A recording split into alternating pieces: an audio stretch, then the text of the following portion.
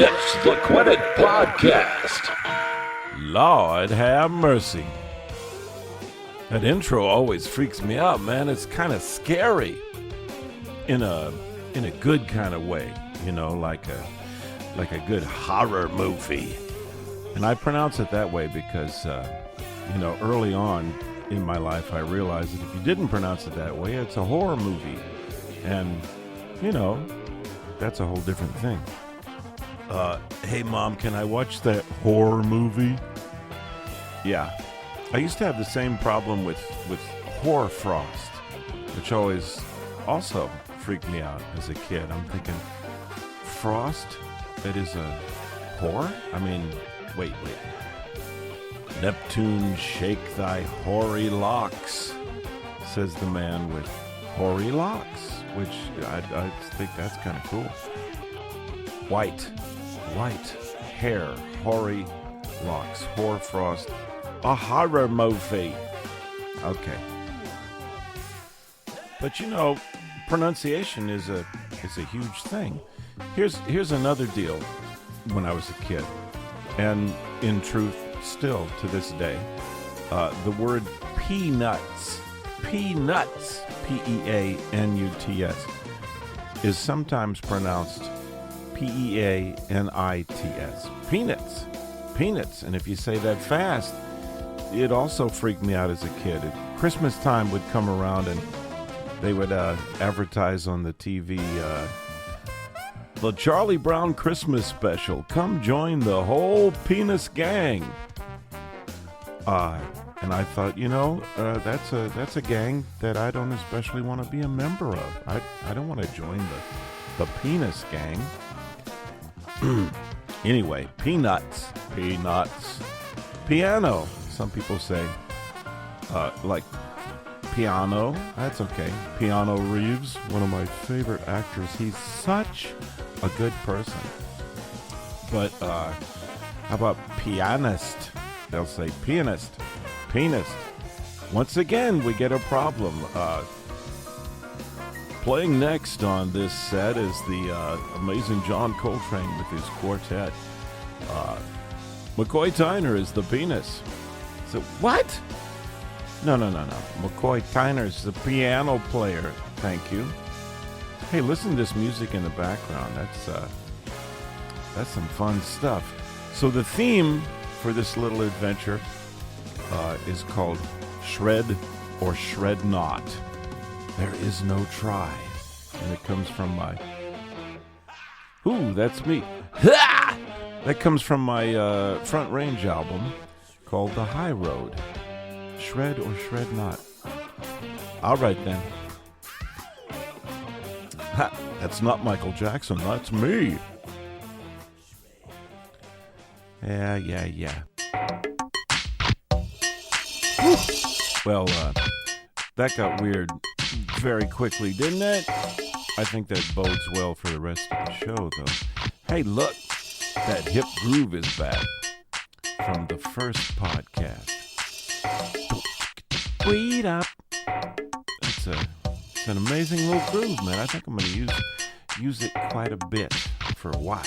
Anyway, so what are we going to talk about today? Gee, I have no idea. But I'm thinking it's going to be about Dawgs, BBQ, and Sean Connery. Who could ask for anything more?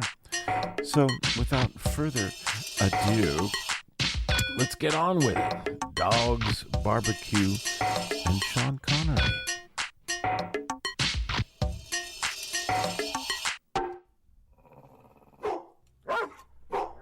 Whoa. Hey. Who let the dogs in? That sounds like some kind of William Shatner version of a hip-hop. Who let the dogs in? Not out. In.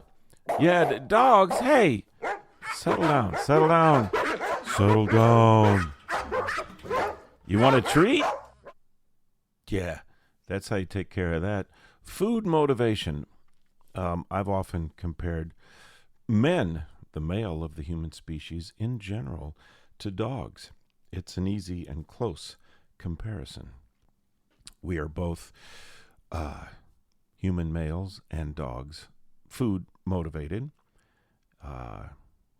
We hump everything. Well, okay, let's stop with the comparisons. Dogs and the training thereof. My wonderful wife, Deborah, and I just rescued a beautiful, how old was she when we got her? Golden retriever whose name is Phoebe. She's now a little over 17 months old when we first got her. She was coming up on 1 year, so puppy energy, man. Lots of energy, puppy energy, and food motivated. She's doing better now, much, much, much better. I mean, she used to be that she had this mouthy thing where she wanted to not really bite you, but put anything that she could into her mouth. That's what golden retrievers are like. So you'd come say, "Hey, hello, Phoebe." She'd jump up on your clothes and rip. Most of my T-shirts have a little Phoebe rip in them. So, yeah, it took a minute, but she's great now. She's chilling. Only occasionally will she do the bitey thing, but she's still kind of a puppy. So training doggies, a.k.a. Training the owners, is what's important. That's what we're going through right now, Deborah and I. And no brag, just fact, but Phoebe is the valedictorian of her training class out there at PetSmart. She's doing great. She does great at the training sessions, and she comes home and I forgot what we were doing, Dad. Let me bite your hand off if that's okay. Yeah, but dogs, man, I love dogs so much. I've had a cat before. I had a wonderful kitty cat whose name was Fluffy, and she was very cool. She was a huntress. She would hunt for things outside and then bring them in to show me. Look, here's a lizard that I've got for you, and a large bug. So cats are different. In general, I'm way more of a dog guy. Cats sometimes seem like demons to me.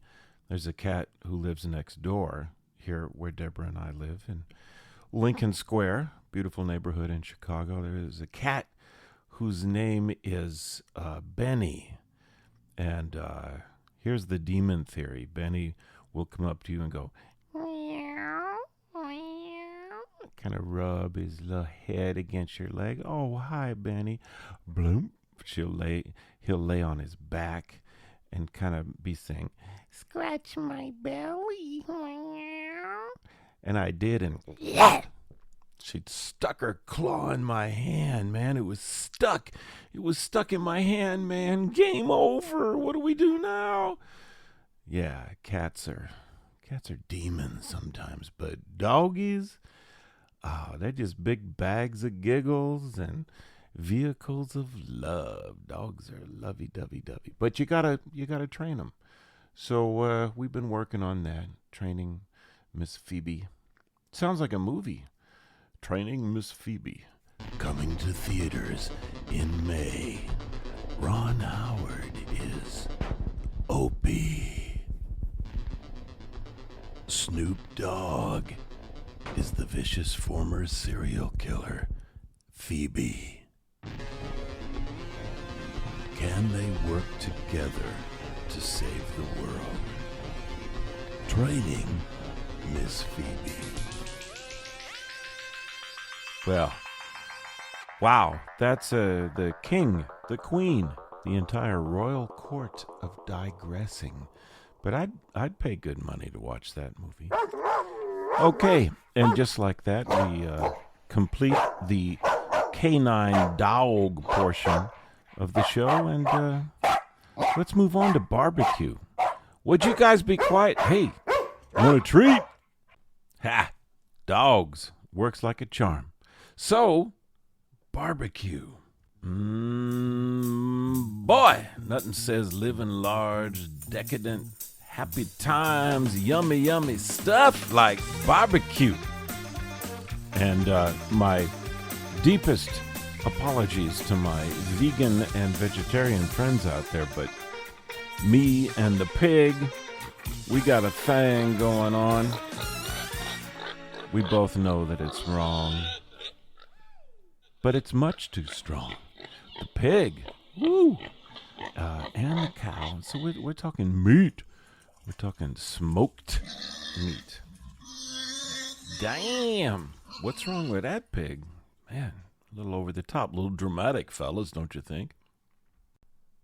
As before we continue with barbecue, I should mention that as an aside, that little cue you just heard, that little track, my barbecue track, is my horn group, all-star group Vinyl Hampton, and that's from our Blue album, the second album, and it's actually a song about COVID called "Come On Back Now."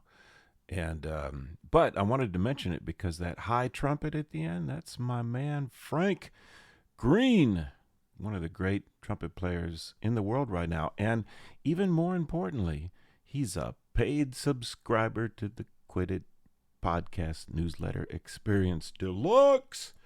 Frank Green. So that's who you heard on the high note there. I just wanted to mention that. Shout out to my man FDG. Smoking meat. And we're talking barbecue sauce. Oof. I'm getting the meat sweats right now talking about all this. And yeah, I think I could be vegetarian. I enjoy vegetables and whatnot. But I would always miss the pig. And I'd miss the smoked pig. Y'all like barbecue? As my good friend Ed Sargent would say, it's so good it make you want to slap your mama, which I still don't understand. I may have that quote incorrect. Something seems wrong there, but barbecue. So my good friend Paul McKee, ace trombonist of the universe and a wonderful writer and a great friend. I call him my smoke Yoda because he's been teaching me the ways of smoking meat. And it gets a little healthy. I mean, sometimes I smoke salmon, kingly salmon it's called in the Smoke Bible that Paul turned me on to. Great recipe, smoked salmon. Woo! But yeah, man, pulled pork, or as we say in the South, pulled pork. It's almost like one syllable. Wow, pulled pork, pulled pork. Yeah, so pulled pork, brisket. And then a new thing I learned about, you would think I'd know this, but I didn't. Typical barbecue place, they'll say, you can ask them, y'all got any burnt ends? Said, nah, we ran out of that about 3 hours ago. They go fast. It's popular. A lot of folks that sell barbecue have that accent.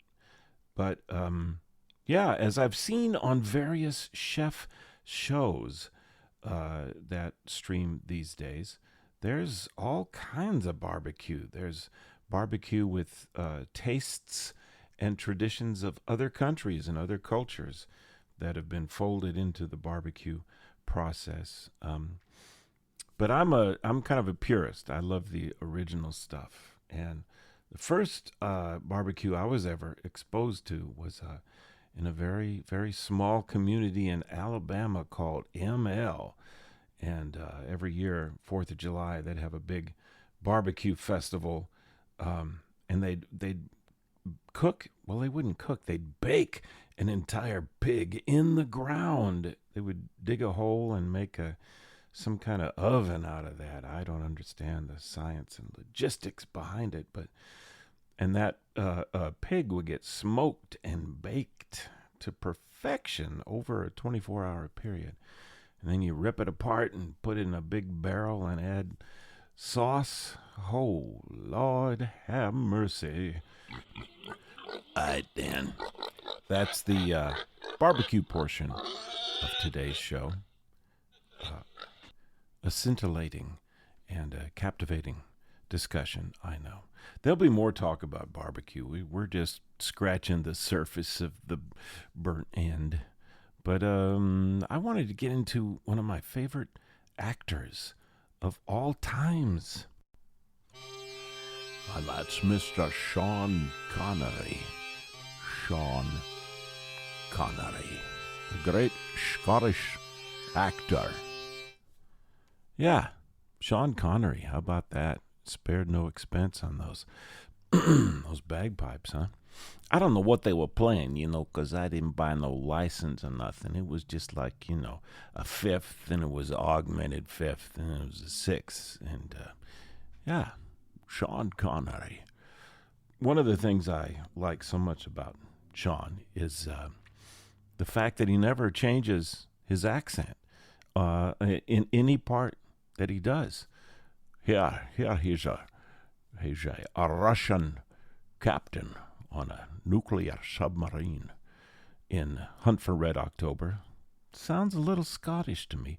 One of my favorites is the movie The Wind and the Lion. Came out in 1975. Deborah turned me on to this one. I hadn't seen it. And it's incredible. I mean, you've got all these cool people from the 70s in there, like, of course, Sean, Candice Bergen, Brian Keith is in there. Yeah, and Sean plays an important and powerful Moroccan sheik. And as Sean puts it in the movie, I am a sheik. I speak for Allah. So, yeah, who knew there was a Scottish sheik? I'm sure he could also do a movie about the South, the Civil War. Here's my Southern accent. U.S. Southern accent. Howdy, y'all. Could easily do that. Mexican? Something from Mexico? Buenos noches. Buenos dias, my. That sounded like Johnny Carson. Buenos dias, muchachos. It is I, Pedro, from Scotland. Yeah, he never changes. It's a beautiful, beautiful, beautiful accent. Beautiful man. Rocking the bald head and the full beard. It's a gorgeous person.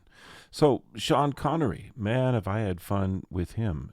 Various presentations on stage, stuff that I do with talking about improvisation or even introducing a tune. Once for the Colorado Jazz Repertory Orchestra, run by my good friend Art Boughton, we were going to do an arrangement of mine, a Stevie Wonder chart. And I said to Art, man, could I introduce it? And he goes, sure, with a little bit of trepidation in his voice. So I get on the mic and I say, ladies and gentlemen, I wanted to introduce to you somebody that you probably didn't know was a jazz arranger, and that's the great actor Sean Connery. Sean, come up and talk about this next piece. Well, thank you very much, Steve. Yeah, I've always enjoyed the music of Stevie Wonder, and so I arranged this piece for the band. I hope that you enjoy it. This is called Living for the City. To a smattering of nervous laughter in the audience, applause from the band, deafening applause from the band, and Art saying, yeah, last time I'm going to give you the microphone. I said, that's all right. Now that's the Darrell Hammond laugh on Celebrity Jeopardy. I'll take your mother for $500, Alex. That's Darrell's thing. Anyway, so Sean, yeah, it's fun to use that voice, even though, the way that I imitate folks, it's an approximation. It's like the spirit of the person, not exact. Such is the case with Sean. And if you'll notice with Living for the City, if you slur that with the SH sound Sean is known for, you get living for the shitty. You get a cuss word. You get shitty right there. So my good friend Lynn Seaton, the bass player extraordinaire who teaches at the University of North Texas, hipped me to this one once. He said, check this one out. He goes, I'm Sean Connery. You look tired, lad. Come in here and shit on the couch. So, yeah, that cracked me up, man. So I've been using a variation of that forever. And now comes the story. When my boys, I have 3 glorious children, a daughter Amber and 2 sons, Matthew and David. When Matthew and David were little boys, they did not have their R's or S's or L's. They didn't have their R's or L's together. So it was very cute sounding young kids. All 3 of them were. But the 2 boys, I once came up with this kind of Sean Connery bit to teach them, and it was hilarious. We had a dog whose name was Lucy. Perfect for Sean, Lucy. And so I told the 2 fellas, Matthew and David, they were elementary school, very young. I said, here's what you do. We're going to be able to say a cuss word and get away with it. And they're, oh, that sounds wonderful, Dad. And so I said, okay, here's how we do it. First, we have to have a Scottish accent. You gotta talk like that. And they said, okay, we're gonna talk like that. I said, perfect. That's very, very Scottish. My friends and listeners from the Highlands would probably not agree. But there you have it. So they did that, and I said, now here's what you do. Instead of a S sound, you make a shh, like you're telling somebody to be quiet. Shh. And I said, okay, we'll do it like that with shh, shh. So they started to get a pretty good baby Sean Connery accent together. And I said, okay, here's what you do. You say, Lucy, come in here and sit on the floor. And that's Lucy, the dog. So they said, Lucy, come in here and sit on the floor. And they laughed. And it was funny, man. It was a funny bit. So their mother comes home, and I said, check this out. Me and the boys been hanging out. They learned a little cool bit here. Check it out. Go ahead, fellas. And go, okay, here's what Dad taught us. Lucy, come in here and shit. I said, no, that's not. You forgot the Sean voice. So there you have it. That's the little episode of Sean Connery. And it's yours to use. Grandmother, you look tired. Come in here and shit on the couch. You can use that, and you're welcome. So, folks, we've talked about dogs. We've talked about barbecue, the thing with the pig. And we've talked about Sean.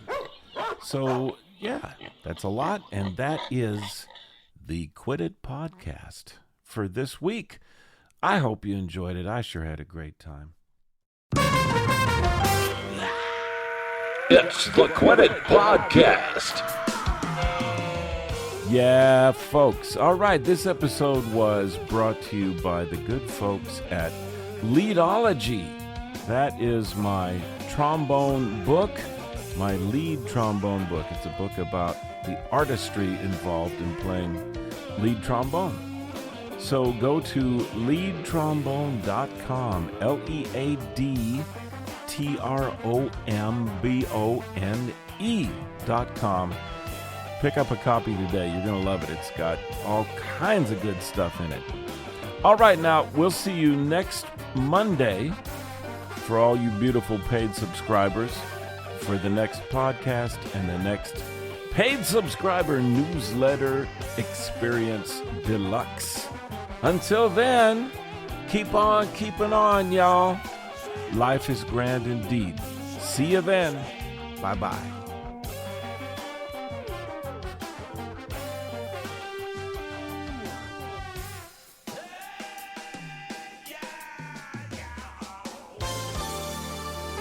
The Quiddit Podcast is a production of Westworld Productions 2024.